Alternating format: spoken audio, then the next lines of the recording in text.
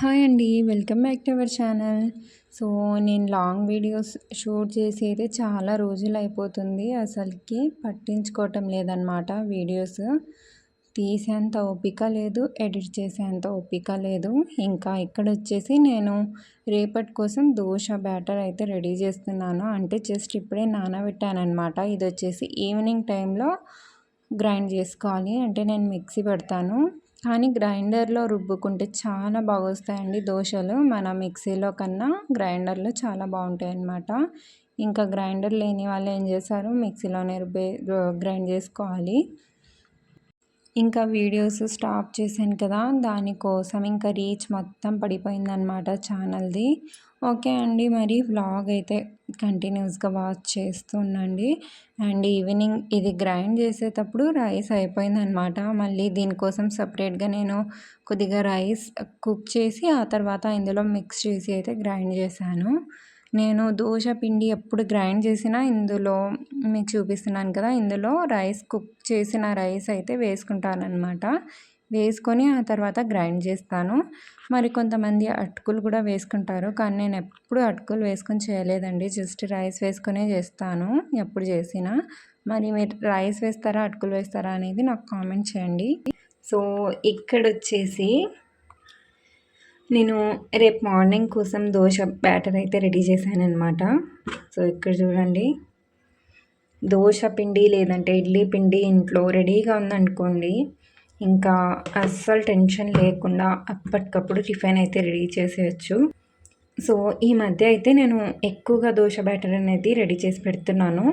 అంటే రేపు దోశ వేస్తే ఇంకా నెక్స్ట్ డే వచ్చేసి ఏదైనా వేరే టిఫిన్ చేసుకోవచ్చు. మళ్ళీ దీన్ని ఫ్రిడ్జ్లో పెట్టేస్తే అలాగే ఫ్రెష్గా ఉంటుంది, స్మెల్ అయితే రాదు. బట్ ఉప్పు అలాగే సోడా పొడి వేస్తే మాత్రం కొద్దిగా పుల్లగా అయితే అయిపోతుందండి పిండి, అండ్ స్మెల్ కూడా వస్తుంది. అందుకనే నేను ఈ ఉప్పు అలాగే సోడా పొడి అయితే కలిపి పెట్టానన్నమాట. జస్ట్ ఇలాగే పెట్టేస్తాను. ఇది రేపు బ్రేక్ఫాస్ట్ చేసిన తర్వాత దీన్నే డైరెక్ట్గా నేను ఫ్రిడ్జ్లో అయితే పెట్టేస్తాను. అంటే మనకు బ్రేక్ఫాస్ట్కి ఎంత కావాలో అంత బ్యాటర్ని మాత్రమే తీసుకొని అందులో ఉప్పు సోడా పొడి అయితే కలిపేసుకుంటాను అనమాట. ఇంకా ఇది మొత్తం అలాగే పెట్టేస్తాను. ఇంకా ఇక్కడ ఈ ఇయర్ రింగ్స్ చూపిస్తున్నాను కదా, ఇవి వచ్చేసి గోల్డ్ అండి. ఇవి వచ్చేసి నా చిన్నప్పటివి అనమాట. అంటే నేను అరౌండ్ 8th 7th క్లాస్లో ఉన్నప్పుడు మా మమ్మీ అయితే తెచ్చారు ఇవి. ఈ డిజైన్ వచ్చేసి అప్పట్లో ఇప్పట్లో అస్సలు ఎవ్వరి దగ్గర లేదండి ఈ డిజైన్ అయితే. సో ఇది చేసింది అయితే రాజస్థాన్ ఆయన అయితే చేశారనమాట. సో చూసారా, అప్పటికి కూడా అసలు చాలామందికి అయితే నచ్చి చేయించుకున్నారు.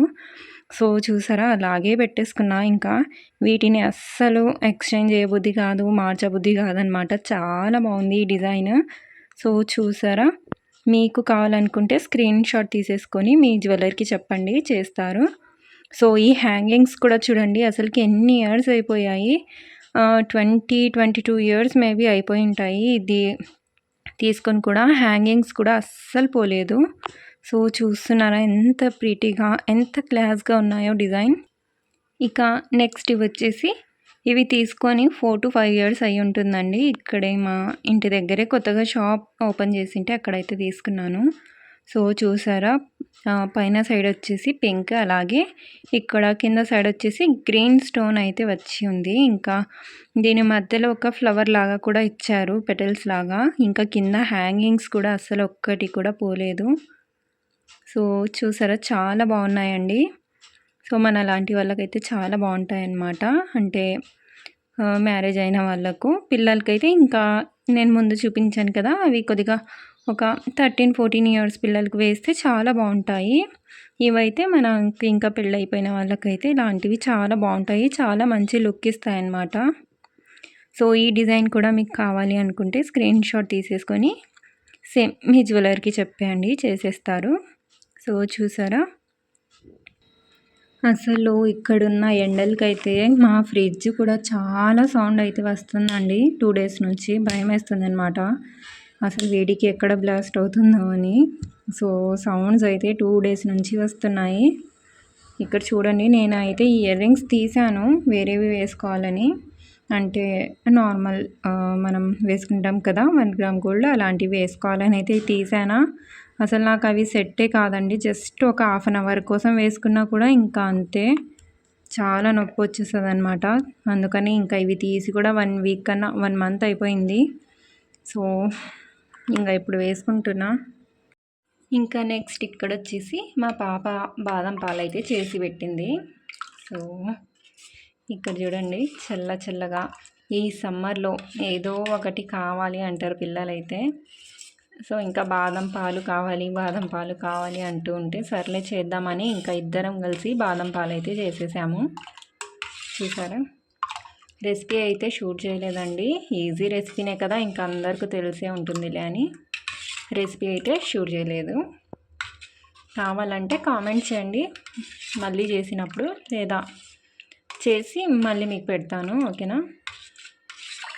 సో చూడండి, కస్టర్డ్ పౌడర్లో ఇంకా కొన్ని కంపెనీస్ ఉంటాయి కదా, ఈ కంపెనీ అయితే అస్సలు కలర్ లేదు.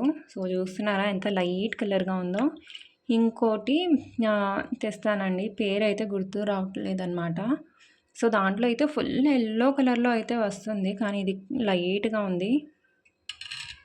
అయినా ఇదే బెస్ట్ అనుకుంటా, కలర్ ఎక్కువగా ఎల్లో కలర్గా వచ్చింది అయితే దాంట్లో మేబీ ఏమైనా కలర్ కలుపుతారేమో, మరి ఇలా ఉంటేనే బెస్ట్ ఎంతైనా.